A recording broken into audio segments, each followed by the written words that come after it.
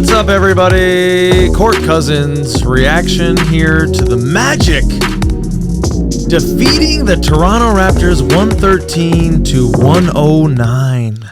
I tell you what, they say they are the North, but much like in the Game of Thrones, whenever the Starks had to travel south, it did not end well for them. It did and not. Tonight, it was the same story. We protected the kingdom tonight, ladies and gentlemen. Yes. The castle is safe this evening.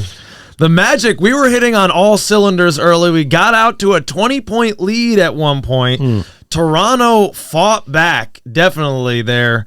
And again, clutch free throws and a huge game from your boy, the Wonder Kid, Franz Wagner, man. Holy crap.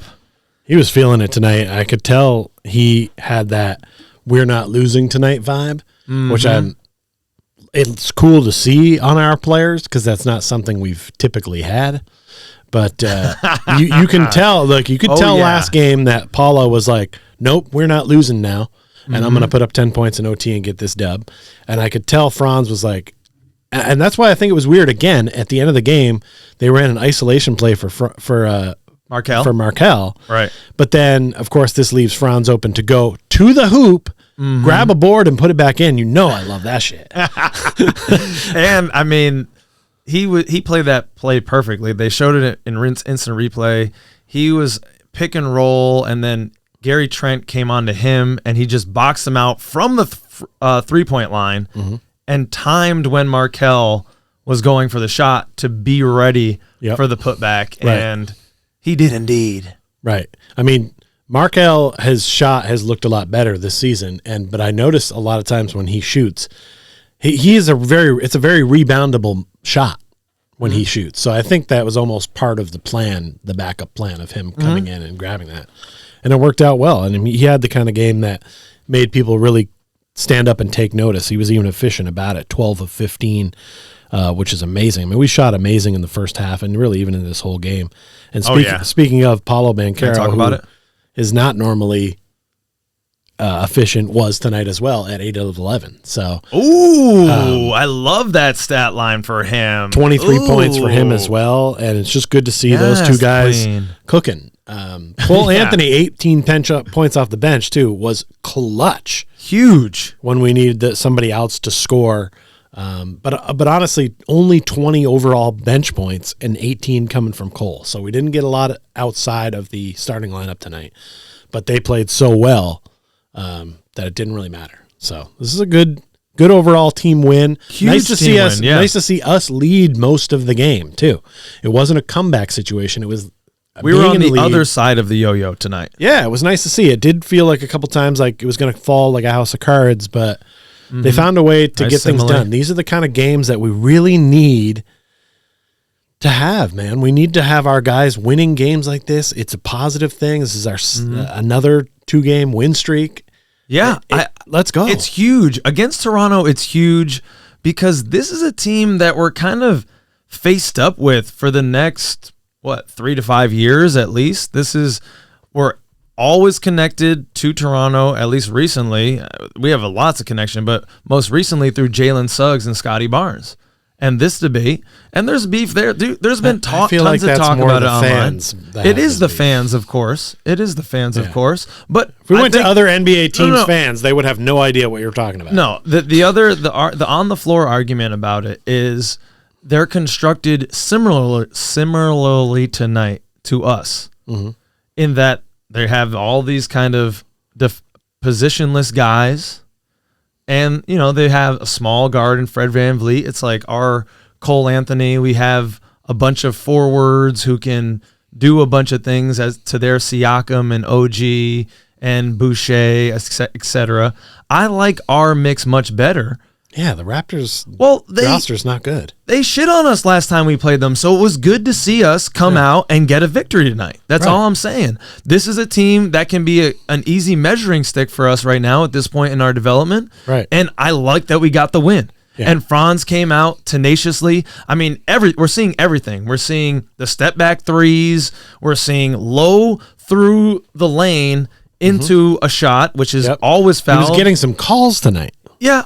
he's deservedly so. We looked at those replays. He's getting hacked all over his arm. I mean, the man is so pasty. You see every scratch on him. It's true. So there's evidence everywhere.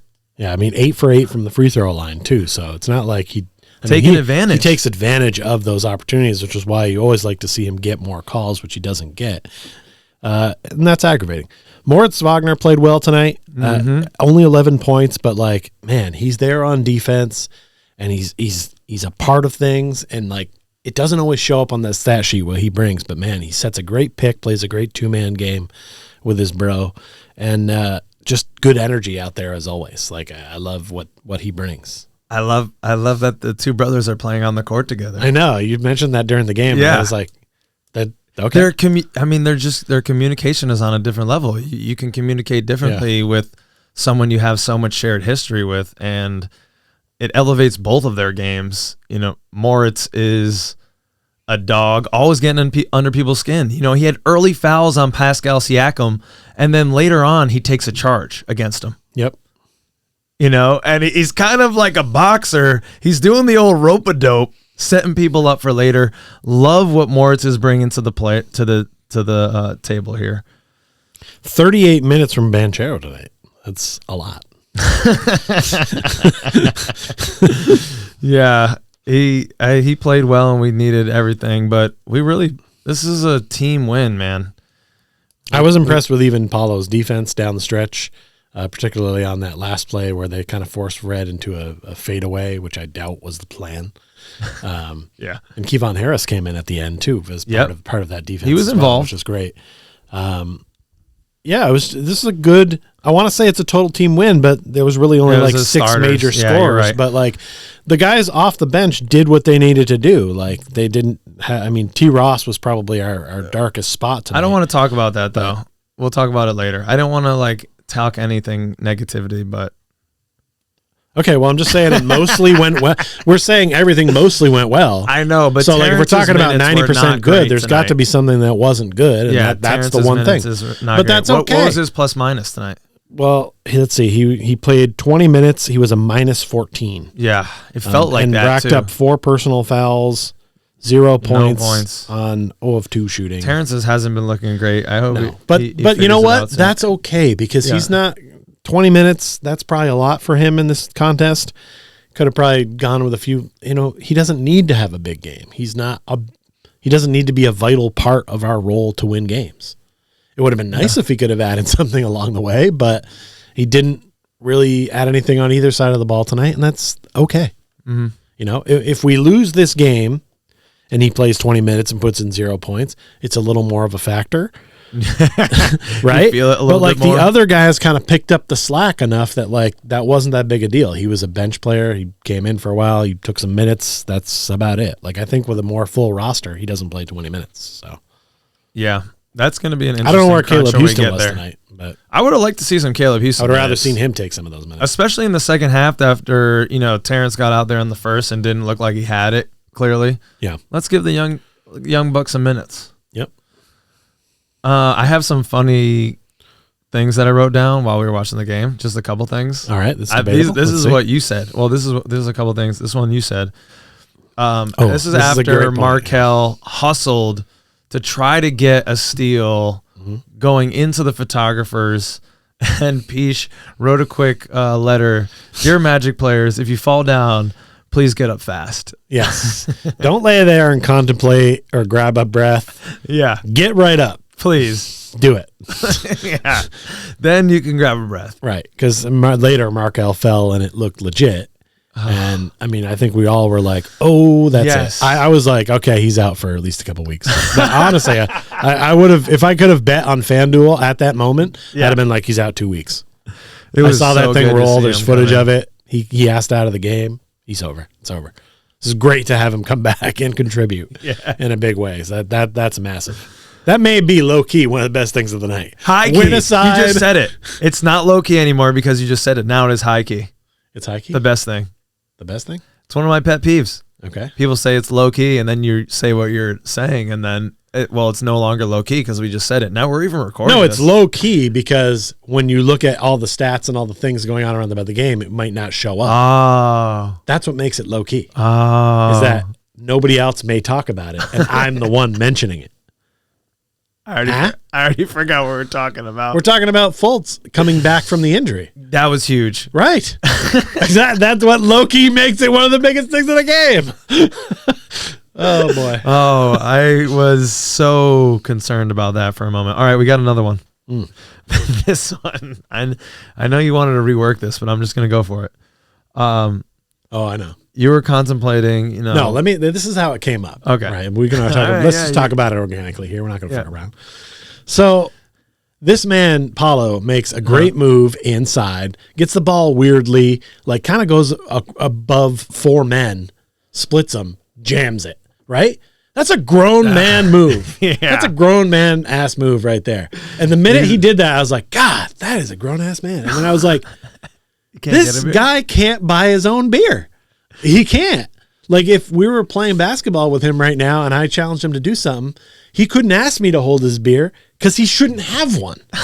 Like, he should be able to just go to any bar, right? There's a bouncer at the front. He's checking IDs. He should just be able to pull out Instagram, show him that clip, and he should just let him right in.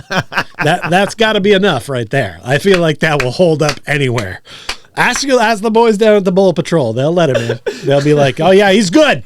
He's good. He's coming in. Oh, man. What a fun game, man. 2 in a row. Check out episode 34. Some of our takes are almost omniscient, and some of them look like we don't know what the hell we're talking about, but check them out. Yeah, it's tough sometimes when we're talking about a broad scope of games, doing a podcast every 2 weeks. Right. So we're talking about a group of games, and then some other games happen, and it kind of makes it go like, well, yeah, but here's some good ones. And again, don't get caught up in the fact that this is just 2 wins. Don't let everybody off the hook for everything else that's happened. This needs to continue, right? Because it can. You've just seen us play at a very high level. We're probably not going to shoot this well on a lot of other nights, to be fair. But the bench will contribute more in the future as well. So, it is possible to play hard and win games. We've shown it in the last 2. So it made those other games that we spoke of that much grosser because you know what we're capable of. Yeah. We definitely are not going to shoot this well, though. We shot like 60% from the floor and like close to 40% from beyond the arc. Well, it was a great night. We're playing the Raptors next again on the 11th. And then we've got Atlanta, 2 games in Boston, which we may or may not go to one of those. If we're playing well, I'm fucking down. And then again against Atlanta. So we've got some tough teams. We'll see what happens. Don't know who Atlanta's playing. That's going to be interesting for matchups. But let us know what you think about this game in the comments. It was thrilling. We were having some adult beverages. We had a good time, Pich. We did. It was a good time was had by all. And to all a good night. Win. Peace out. Thanks for coming.